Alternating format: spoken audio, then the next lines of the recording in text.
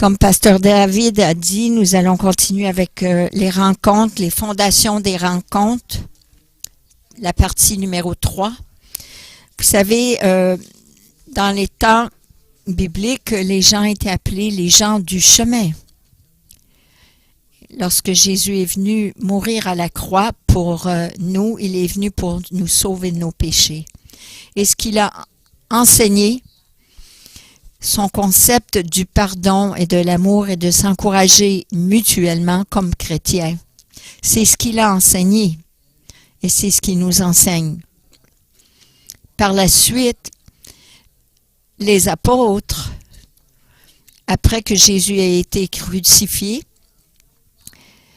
les apôtres ont commencé d'enseigner par la suite.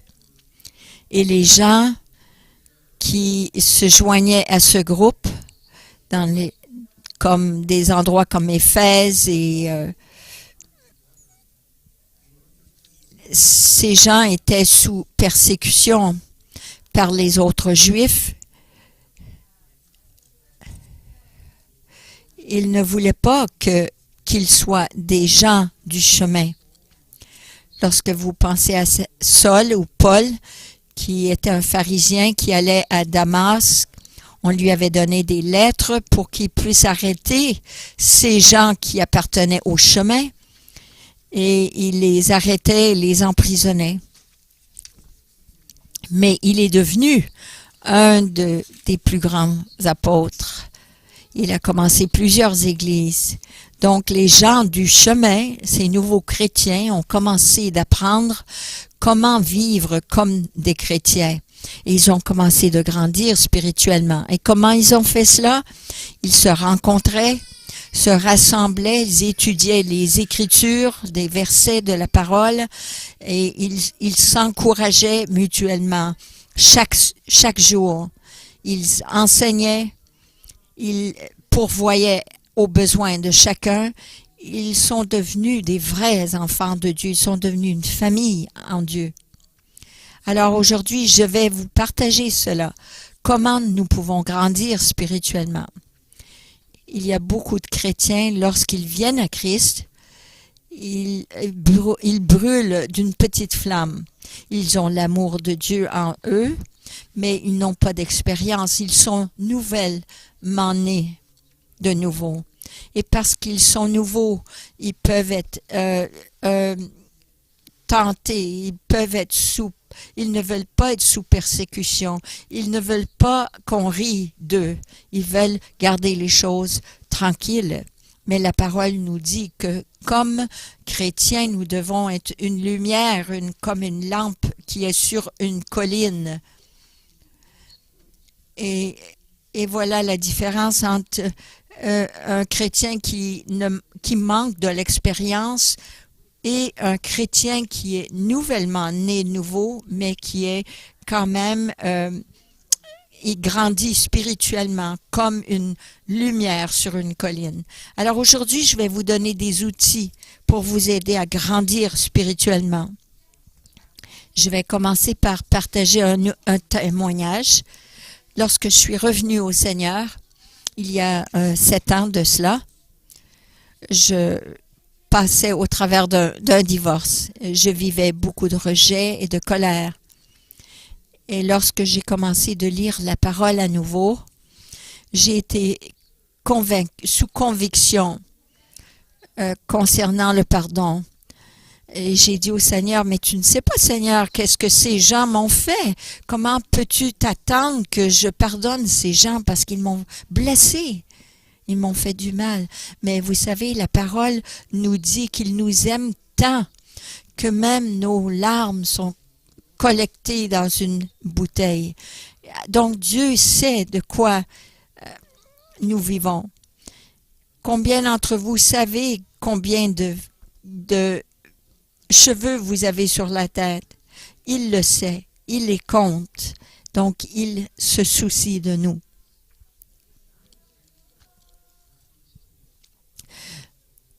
Un des premiers outils que j'aimerais vous partager, lorsque je vivais à Toronto, Mon père était à ce moment-là un ancien dans une des églises de People Church.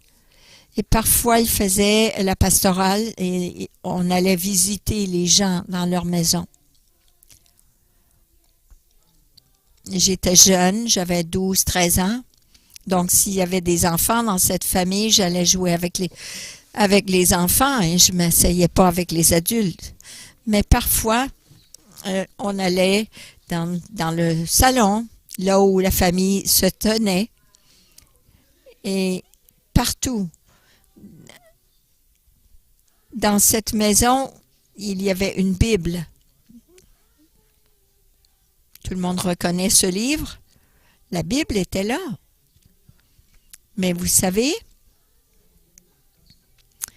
il y avait beaucoup de poussière dessus. Et voilà la façon que bien des chrétiens sont aujourd'hui. Ils ont une Bible, mais ils n'utilisent pas, ils ne la lisent pas. Ce livre est notre manuel d'instruction pour nous les chrétiens.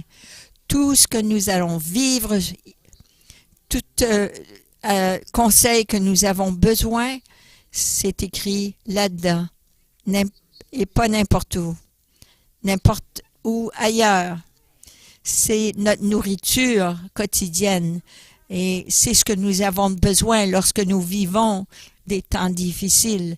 Nous nous accrochons aux promesses de la parole. Et sans ceci, ah oui, les gens disent, oui, je l'ai sur mon cellulaire. Oui, moi aussi, j'ai un cellulaire.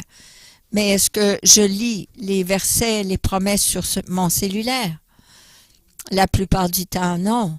Ceci est le livre que nous avons besoin. C'est très important. J'aimerais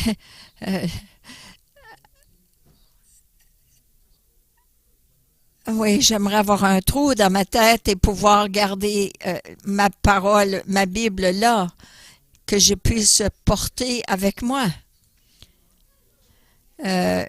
Chaque fois que j'aurai un trouble quelconque, une tentation ou que quelqu'un me presserait pour me mettre en colère, j'aurai cela tout de suite en main pour utiliser.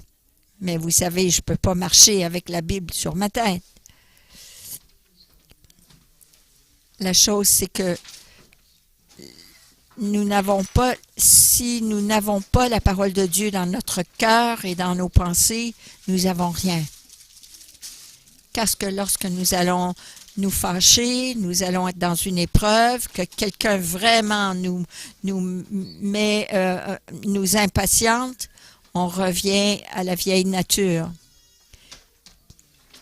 On n'est pas un chrétien, on n'agit pas chrétiennement, on n'est pas une lumière. Le problème, c'est que les chrétiens qui ne lisent pas la parole de Dieu, ils n'ont rien sur lequel à s'appuyer.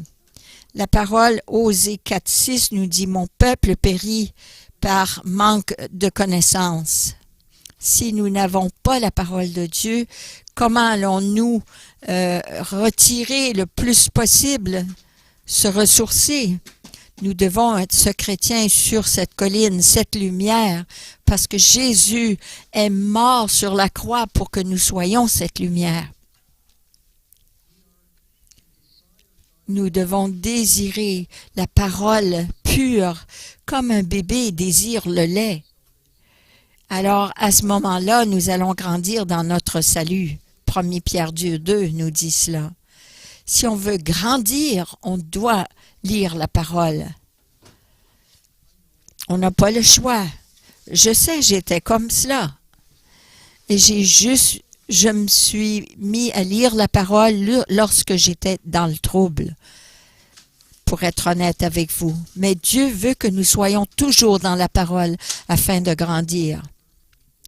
On a besoin d'encouragement quotidiennement. Et dans ce monde, ici, aujourd'hui, nous avons besoin de la parole quotidiennement.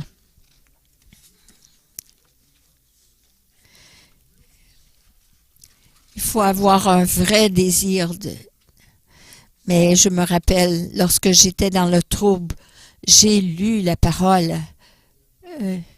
J'ai lu la parole 8 à 10 heures par jour parce que j'étais en vacances à ce moment-là. Mais j'étais sur le bord de la mer à Cape Breton. Il n'y avait pas grand-chose à faire là, mais je lisais ma Bible et c'était merveilleux. La parole de Dieu nous rend forts, nous fortifie. Et encore, quand on est tenté, on a la parole de Dieu en nous.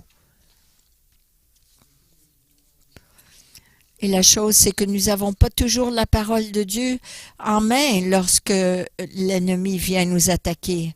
Mais on a besoin de la parole de Dieu à ce moment-là. Pas dire, « Ah, attends, je vais courir à la maison, chercher ma Bible et chercher le verset. » Non. 1 Jean 2,14 nous dit, « Je vous ai écrit, jeune homme, parce que vous êtes fort et que la parole de Dieu vit en vous. » Pourquoi est-ce que les jeunes gens étaient forts? Parce qu'ils avaient confiance, ils avaient la parole de Dieu, ils n'avaient pas besoin d'avoir peur. Ils avaient la parole écrite dans leur cœur. Et là, ils pouvaient aller se ressourcer. Le deuxième outil que nous utilisons comme chrétiens, c'est la prière. La prière est un autre outil. Et c'est critique. C'est notre conversation avec Dieu. C'est comme l'oxygène spirituel pour nous.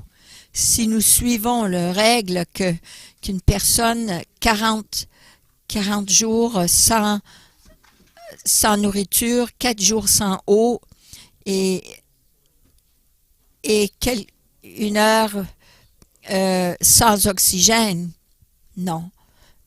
Quelques minutes et vous voyez comment c'est pour la croissance spirituelle aussi. Martin Luther, dans le 16e siècle, il était un théologien du 16e siècle.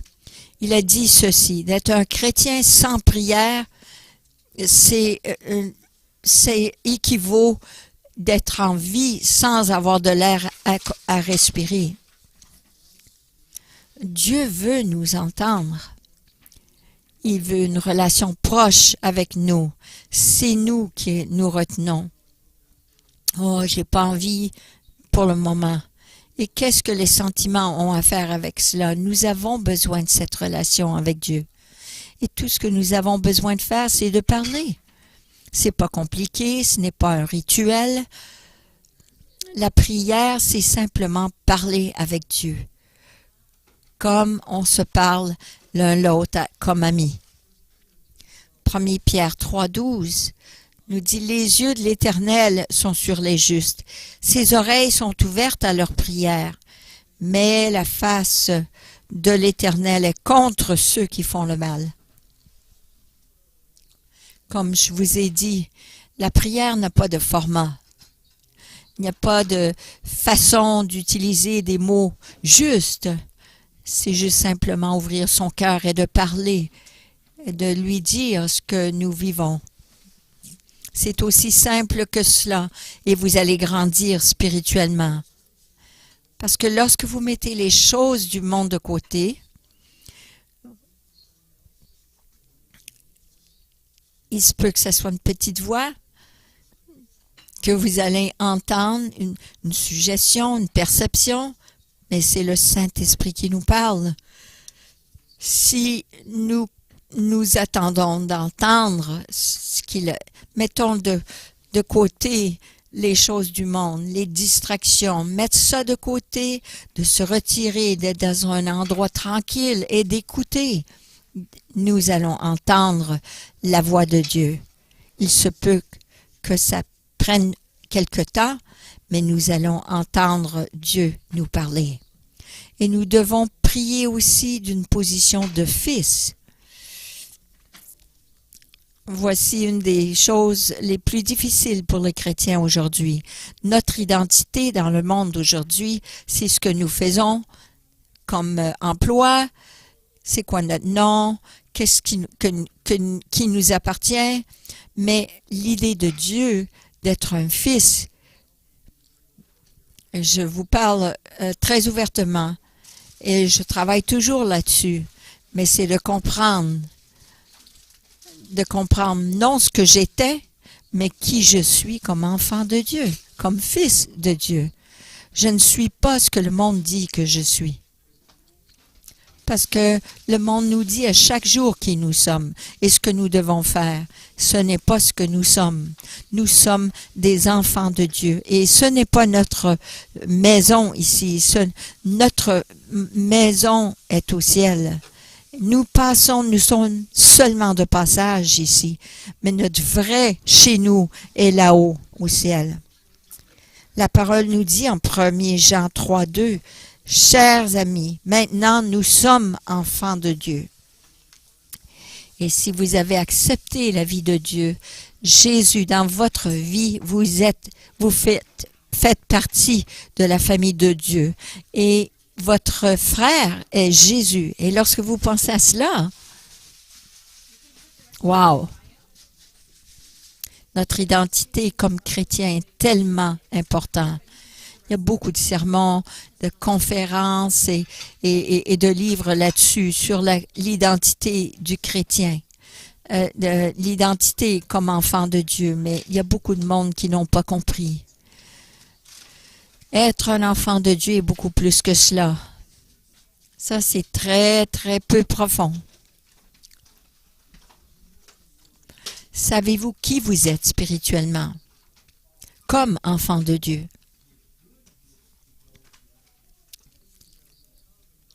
Comme enfant de Dieu, la Bible nous dit que nous pouvons l'approcher ouvertement dans sa salle de trône. Nous pouvons marcher, venir comme un enfant peut approcher son père dans sa chambre, la chambre de son père. Il se soucie pas si le père est habillé ou non. Il dit, papa, j'ai une question pour toi. Il arrive et il rentre dans la chambre. Et je crois que c'est la même chose lorsque nous approchons Dieu sur son trône. Il nous aime tellement que nous pouvons l'approcher en prière. Spirituellement, nous pouvons rentrer là pour lui parler, être avec lui, et c'est merveilleux. Et lorsque nous prions, nous respirons dans ce monde spirituel. Lorsque vous y pensez, on expire en prière, on inspire la présence de Dieu. C'est merveilleux.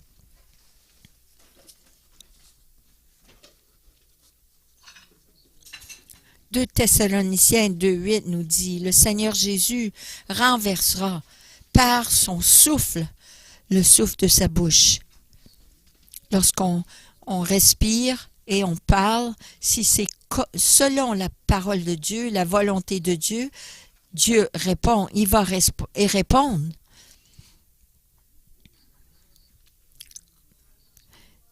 Et voici, c'est comme parler, c'est comme respirer. Lorsque nous parlons, Dieu nous écoute.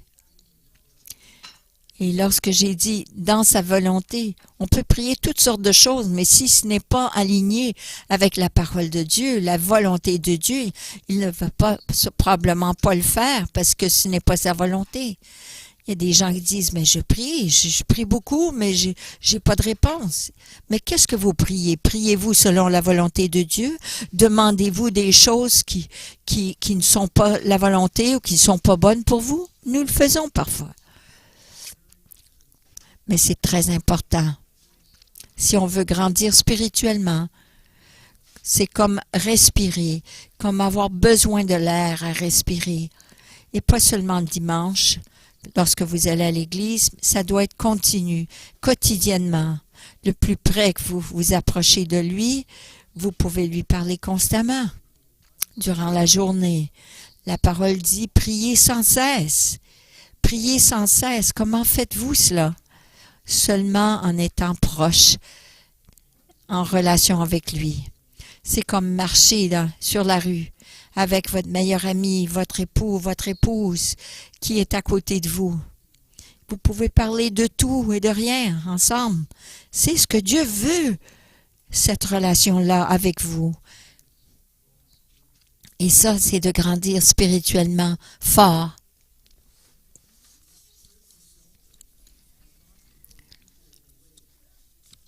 Lorsque je vous ai parlé des gens du chemin, ils étaient en communauté. Ils vivaient ensemble. Ils lisaient la parole ensemble. Ils discutaient ensemble. Ils s'encourageaient ensemble. Ils partageaient le pain ensemble. Ils vivaient comme une famille. La communauté spirituelle. Et aussi, ils se gardaient redevables l'un à l'autre. Donc, s'il y en avait un qui tombait, l'autre pouvait aller le relever et l'encourager, lui dire, mais regarde, mon frère, ça, ce n'est pas correct. Ça doit être fait de cette façon. Oui, vous pouvez être convaincu de Dieu, avoir la conviction de Dieu, mais si vous avez une communauté de frères et sœurs autour de vous, la famille, vous pouvez vous encourager, parler de votre journée, d'être des amis. Vous pouvez dire, vous savez, je me suis fâchée aujourd'hui, je l'ai perdu, et puis là, je me suis emportée, puis j'ai pas agi correctement. Mais ça prend de l'ouverture et ça prend de la maturité. Ça prend aussi de pouvoir se dire l'un l'autre, d'être proche l'un l'autre. J'ai quelques amis avec qui je peux parler de n'importe quoi. N'importe quoi. Et quelle joie c'est pour moi de pouvoir dire, tu sais, j'ai un problème avec ça. Je ne sais pas quoi faire. Et cet ami va me revenir et me dire, as-tu pensé à ceci ou cela? Et peut-être que Dieu va donner la réponse à ton ami pour toi, pour t'encourager. On n'entendra pas toujours Dieu nous parler de cette... Dieu nous parle de maintes et différentes façons, mais on doit être à l'écoute. Et cela est un problème parce qu'on doit apprendre à écouter. Acte 2, 42 nous dit, ils se dévouaient à l'enseignement des apôtres et à la fraternité pour partager la parole de Dieu et d'avoir la communauté ensemble. La même chose que nous faisons après le service.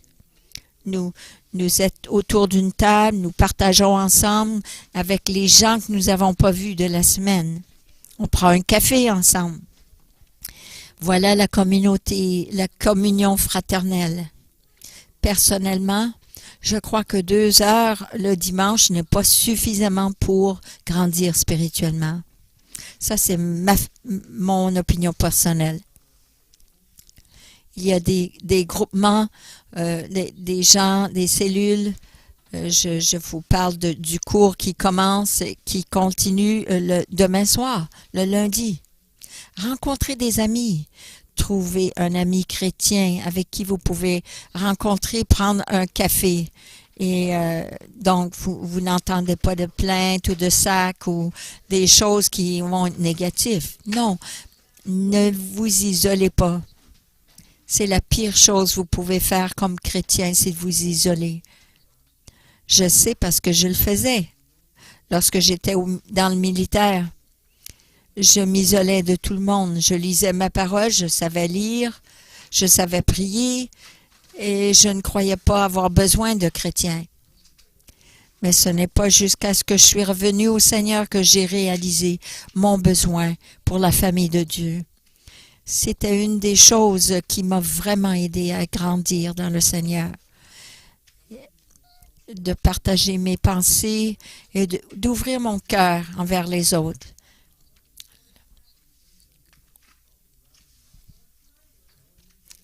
Vous savez, dire des choses, ça brûle, qui sont sur votre cœur, mais que vous préférez ne pas dire à personne. Et vous priez Dieu et vous dites, Seigneur, qu'est-ce que je vais faire avec cela? J'ai besoin d'aide. Mais cette aide pourrait venir d'un ami, de celui avec qui vous prenez le café, d'un groupe, au travers d'un cours. lorsqu'on se rencontre avec des amis qui pensent comme nous et qui croient comme nous, on a une influence positive d'eux. Combien de fois allez-vous comprendre, vous entendez dire que les gens, un jeune homme ou une jeune fille qui, il a tombé en chemin parce qu'il a fréquenté le mauvais groupe, mauvaise compagnie. Mais comme chrétien, on a besoin aussi d'être en bonne compagnie. Sinon, je comprends, j'entends les gens. Vous savez, les gens qui buvaient auparavant, qui sont venus au Seigneur, mais qui disent, je vais retourner au bar, dans la taverne, puis je vais partager mon témoignage avec les gens qui boivent. C'était mes amis. Mais ils se font prendre au piège parce que, par la boisson, encore une fois, parce qu'ils sont pas assez forts spirituellement. Alors, c'est important de tenir la bonne compagnie. Des gens avec qui vous fréquentez. Pensez-y. Qui sont les gens avec qui vous fréquentez? Je suis une de ces personnes que lorsque j'ai donné ma vie complètement au Seigneur, j'ai perdu mon mariage, j'ai perdu ma vie de couple, j'ai perdu mes amis. Personne ne voulait savoir. Ma femme voulait pas, elle voulait rien savoir des choses de Dieu. Oui, vous allez peut-être perdre quelqu'un de cher dans votre vie. Mais, vous savez, c'est probablement pas les gens avec qui vous voulez fréquenter.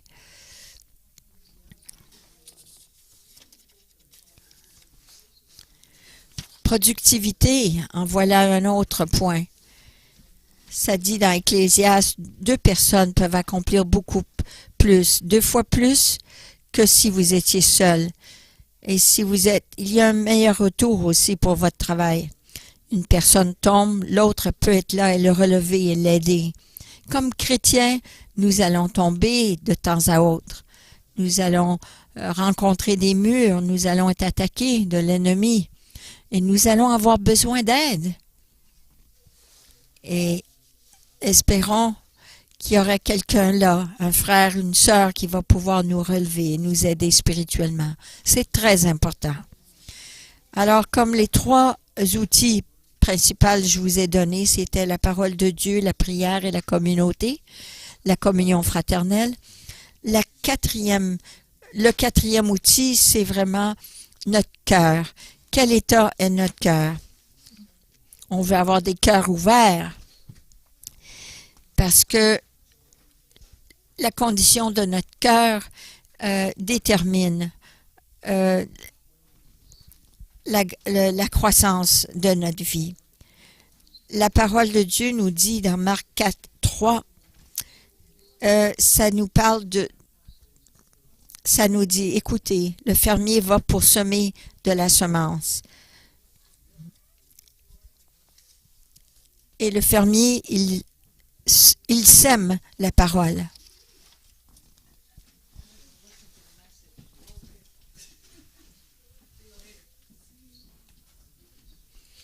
Et la semence a besoin d'une bonne terre.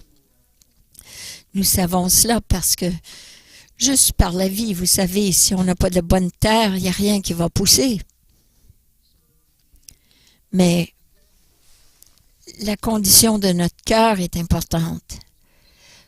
Parce que notre cœur est le sol, la terre. Et lorsque Jésus a parlé de la parabole du semeur, et il discute là, il parle de différentes terres et comment la semence a été semée. Alors, il parle de plusieurs conditions, plusieurs sols, plusieurs cœurs. Une terre qui est dure, c'est un cœur qui est dur. C'est de cet état-là que notre cœur est lorsqu'on vient au Seigneur. Marc 4,4 nous dit comme il semait la semence, la semence est tombée sur le chemin et les oiseaux sont venus le manger. Il y a des gens qui sont comme cette semence le long du chemin, là où la parole est semée. Et aussitôt qu'ils entendent la parole, Satan vient et prend cette parole, la vole, cette parole qui a été semée dans leur cœur. Ils ne le comprennent pas, ils ne veulent pas y croire, et les gens, ça c'est la plupart des conditions du cœur de l'homme partout dans le monde aujourd'hui. Ils ne veulent rien savoir de Dieu parce qu'ils croient autre chose. Alors la solution à cela, c'est d'avoir un cœur qui a été adouci, qui a été ramolli par l'amour de Dieu. Le prochain sol, c'est une terre pierreuse. Ça nous dit dans versets 5 et 6 que ça tombait dans des pierres rocailleuses, un sol rocailleux, là où il n'y avait pas beaucoup de sol. Et ça a monté, ça a poussé, mais c'était peu profond. Donc le soleil, lorsqu'il s'est levé, les plantes ont été brûlées et ils ont été déracinés parce qu'il n'y avait pas de racines. C'est comme le vent qui prend ces plantes-là et les amène. Et il y a des gens qui ont un sol, leur cœur est comme ça, ils entendent la parole, mais il n'y a pas d'enseignement et ils n'ont pas l'opportunité de grandir.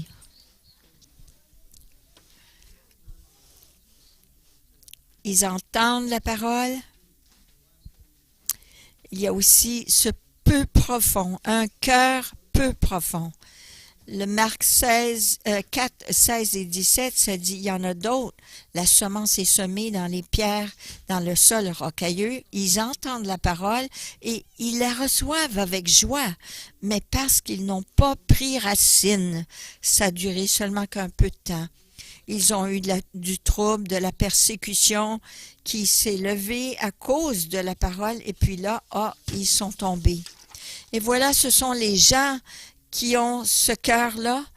Ils sont des gens qui ont reçu la parole avec joie, mais qui n'ont pas permis cette parole de prendre la racine. Ils ne se sont pas engagés entièrement. Ils ne sont pas restés forts lorsque la tribulation, les épreuves et la persécution sont arrivées. Et ça, c'est parce qu'ils n'ont pas été enracinés dans la parole de Dieu. Ensuite, il y a le sol qui est mondain. C'est le sol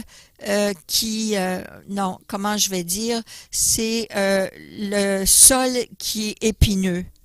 Ce sont les gens qui ont un cœur, mais qui sont mondains. Marc 4, 7 et versets 18 et 19 nous dit « Autre semence est tombée parmi les épines. Ça a grandi, mais ça a été étouffé.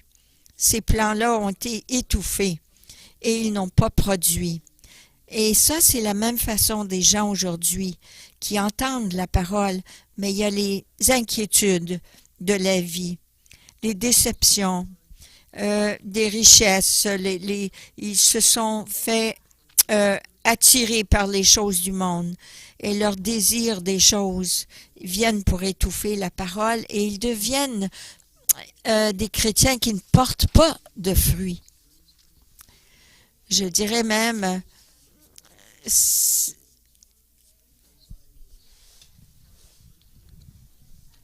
j'ai été un chrétien pendant 25 ans, mais parce que j'étais charnel, je n'ai pas grandi. J'ai été chrétien pendant longtemps, mais j'étais comme un bébé. J'avais aucune racine. Et lorsque les choses du monde venaient, je suivais, comme tout le monde, dans cette direction. Jusqu'à la prochaine fois que j'étais dans le trouble, alors là, je courais vers Dieu parce que je n'avais pas compris à ce moment-là. Alors la solution à cela, c'est d'avoir un cœur qui est libéré, un cœur qui entend la parole et qui commence à être libéré, détaché des choses du monde. On commence à ressentir l'amour de Dieu dans notre cœur et on commence à vivre par cela et on démontre ce même amour envers les autres. On devient libre. On n'est pas attiré par toutes les choses du monde. Alors, l'état final de la bonne terre, c'est la bonne terre. C'est le cœur qui a faim. Marc 4, 8 et verset 20 nous dit « Il y a eu d'autres semences qui est tombée dans la bonne terre.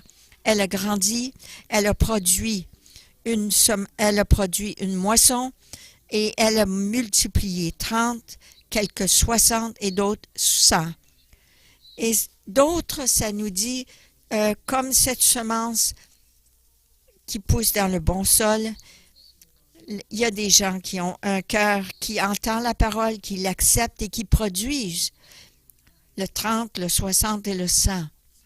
C'est pas juste de lire la parole, mais ils commencent à l'appliquer et d'être réceptifs à la parole de Dieu.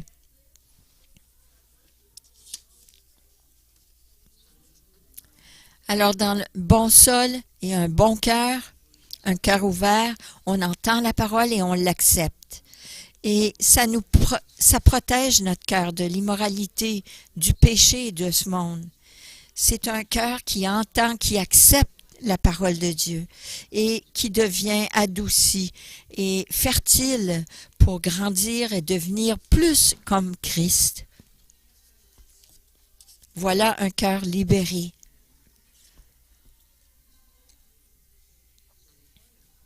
Alors, le point final que j'aimerais faire, c'est que lorsque nous parlons de croissance spirituelle, nous parlons de ce que nous ressentons dans notre cœur et non ce que nous pensons. C'est ce que le Seigneur m'a fait remarquer. C'est ce que nous pensons là et ce que nous ressentons dans notre cœur.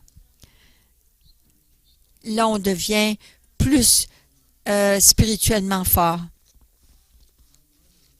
Ma mère, elle a 96 ans. Elle est venue vivre avec moi ici à Montréal. Et ma mère est une chrétienne forte. Et tous les dimanches, elle regarde ses programmes chrétiens à la télévision. Et lorsqu'elle est arrivée ici à Montréal, je venais tout juste de revenir au Seigneur. Alors, j'avais pas des bonnes choses nécessairement qui avait dans mon cœur. Mais il y avait un programme qu'elle aimait écouter et c'était quelque chose qui m'agressait. Je ne dirais pas quel programme, je ne dirais pas si c'est un homme ou une femme, mais ils étaient tellement intenses et tellement... et ça m'irritait. Je ne pouvais pas rester dans la maison même. Le message était bon. Mais ce que moi je croyais à ce moment-là, c'était que les gens voulaient juste mon argent. Et ils pointaient du doigt pour juger les gens. Alors je m'évadais et je partais.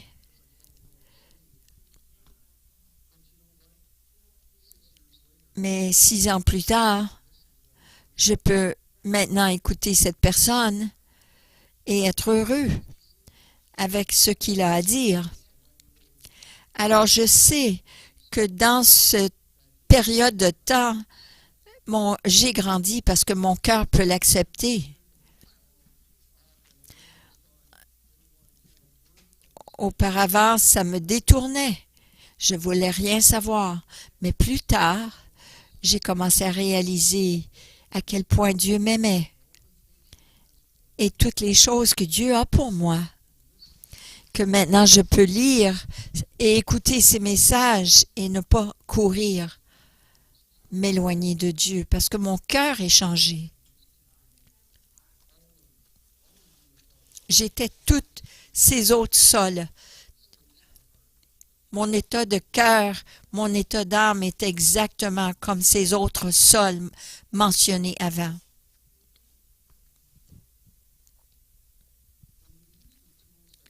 Alors, lorsqu'on utilise les outils que Dieu a pourvus pour nous, on a parlé de la parole de Dieu et prière, mais la prière qui est d'écoute et la communauté chrétienne.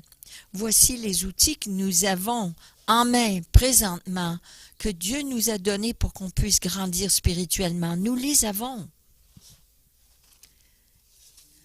Et lorsque nous faisons cela, Dieu peut changer nos cœurs. Ça peut prendre du temps. Ça va prendre du temps. Et vous allez trouver ça difficile. Vous allez peut-être dire, Seigneur, comment ça se fait? Je continue de faire les choses que je faisais. Je ne comprends pas. Mais le temps de Dieu n'est pas le nôtre. Si vous obéissez le Seigneur et vous lisez sa parole, vous vous approchez de Dieu, vous restez proche. Vous avez une question, parlez avec Dieu. Vous allez avoir une réponse. Peut-être pas la façon dont vous vous attendez. Alors ma question finale est celle-ci. Quelle est la condition de votre cœur? C'est quoi la condition de votre cœur? Et ça, c'est une question que nous devons tous nous demander. Si vous n'êtes pas sûr, comme Pasteur David a dit, nous avons une fin de semaine de rencontre dans 2 semaines. Et si vous avez des questions, venez à cette rencontre. Venez voir qu'est-ce que Dieu va vous dire. Qu'est-ce qu'il va adresser dans votre vie si vous voulez grandir spirituellement. Si vous voulez avoir une relation avec Dieu et vous voulez voir les choses comment Dieu transforme les vies et ce qu'il a fait dans la vie de d'autres dans la Bible, ouvrez votre cœur. Amen. Alors, Père Céleste, nous te remercions pour aujourd'hui, nous te remercions, Seigneur, parce que tu es avec nous, parce que tu es parmi nous, tu travailles, tu nous aimes. Merci, Père.